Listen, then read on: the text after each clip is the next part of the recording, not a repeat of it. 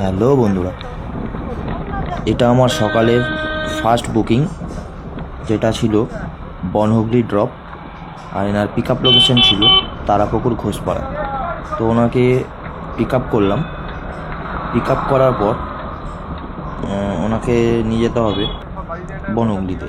তো উনি যখন বুকিং করে তখন উনি ওঠে গাড়িতে একা। তারপরে ঠিক কামারহাটি সিগন্যালের সামনে উনি হয়তো, বলতে পারবো না কে, উনি হয়তো যার সাথে কথা বলছেন মেবি। তো ওই দাদাই হয়তো আবার কামারহাটিতে দাঁড়িয়ে ছিল, ওয়েট করছিল গাড়ির জন্য। তো কামারহাটিতে আবার দাঁড়ালাম।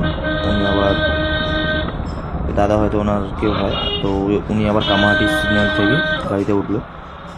তো এনাদের দুজনকে নিয়ে যেতে হবে এখন বনহুগলি। বনহুগলিতে এনাদের ড্রপ আছে। আর এনাদের একটু তাড়াহুড়ো ছিল, তো এর জন্য আমি যতটা চেষ্টা করছিলাম তাড়াতাড়ি ওনাদেরকে ড্রপ করার। কিন্তু রাস্তাঘাট জানোই, সকালবেলা কলকাতা রাস্তা কীরকম জ্যাম হয়। জ্যাম, তারপরে থেকে থেকে কিছুটা দূরত্বতেই সিগন্যাল, পরপর একটা সিগন্যাল ক্রস করতে না করতে আরেকটা সিগন্যাল রেড। তো সিগন্যালের জ্যামেও একটু পড়তে হয়, প্রবলেম হয়। তো এর জন্য একটু টাইমটা বেশি লেগে যায়। সকালবেলাটা চেষ্টা করি 10টার আগে বুকিং নেবার, বাট রাত অবধি কাজ করি বলে অতটা হয় না সকালবেলা বেরানোটা।